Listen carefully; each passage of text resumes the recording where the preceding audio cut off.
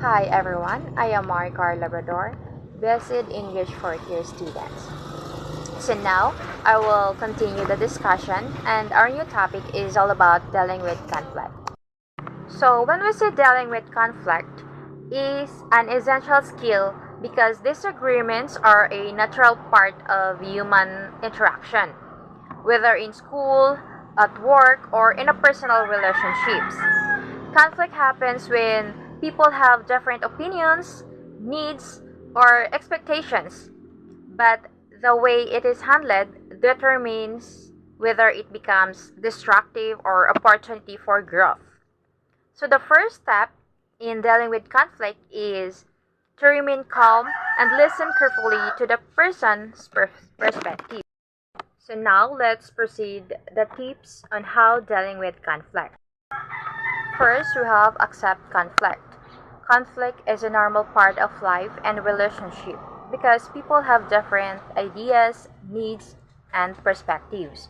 So instead of denying or avoiding it, we should accept that disagreements will happen and focus on how to handle them constructively. So, for example, in the classroom group project, students might argue about who should be the leader. Instead of ignoring issue, the group can acknowledge that the conflict exists and and then discuss possible solutions, such as rotating leadership rules.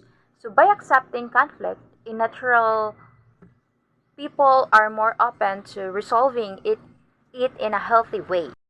Second, we have be a calming agent. When conflict arises, emotions can easily make the situation worse. So staying calm and composed helps prevent arguments from escalating. So a calming agent listens without judgments, speak respectfully, and encourage peaceful solutions.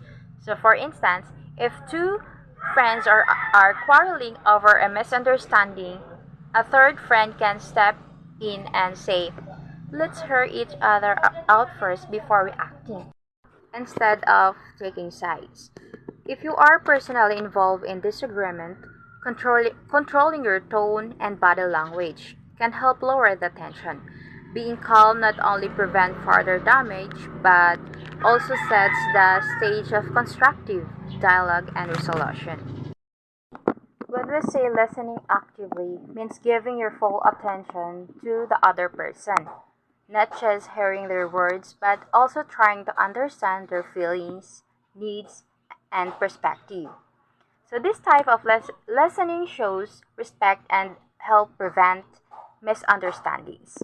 So it also makes the other person feel valued, which can lower tension and make it easier to find solutions. So active listening involves maintaining eye contact, nodding, avoiding interruptions, and sometimes repeating back what you heard to confirm understanding. Analyzing the conflict means carefully examining the situation to understand what really caused that disagreement. Many times, people argued about small things on the surface, but the root problem is something deeper like unmet needs. So misunderstandings or fear of losing something important. By pausing to analyze, you can ask yourself questions such as what triggered the conflict? Who am I really upset with? What am I not getting that I want? Am I overreacting or is my anger justified? So answer this helps clarify the exact problem so you can address it properly instead of making it worse.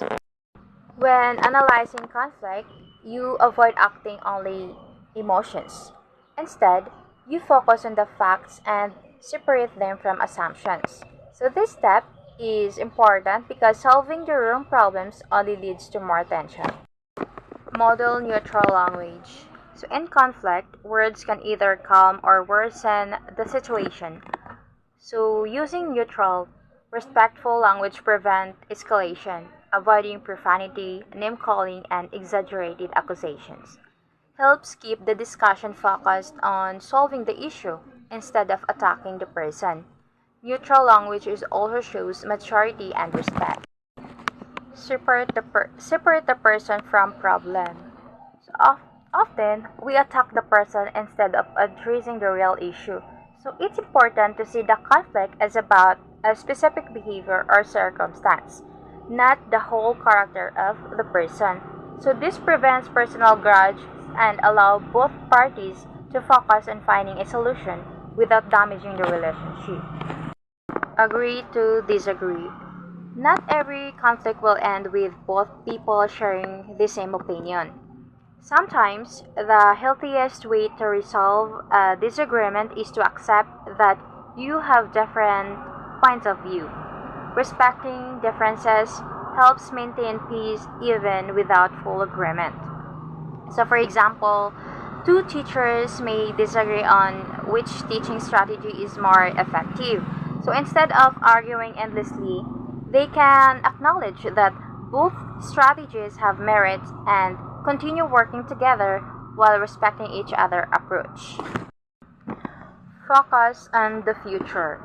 Conflicts often worsen when people bring up past mistakes repeatedly. So instead of dwelling on old issues, it's better to focus on finding solution and building a better relationship moving forward. So for example, if two classmates argue about one not contributing enough to past project, they can resolve it by planning how to divide responsibilities better in their next group work instead of rehashing old compliance. Sharing your interests. So, when people are in conflict, they often argue about positions, what they want, instead of explaining their interest, why they want it. So, by sharing the reasons behind their concerns, they open the door to understand and compromise. Be creative. Conflict resolution is not always straightforward. Sometimes, solving a disagreement requires thinking outside the box and finding solutions that satisfy everyone. Creativity allows people to move past rigid choices and discover new approaches. Be specific. When discussing solutions, statements can cause more confusion. It's important to clearly define what the problem is and what actions resolve it. Being specific prevents misunderstandings and makes solutions easier to follow. Maintain confidentiality. Conflict should be handled privately and respectfully. Spreading the issue to others can make it worse and damage relationships. So it's better to deal directly with the person involved to keep trust and track.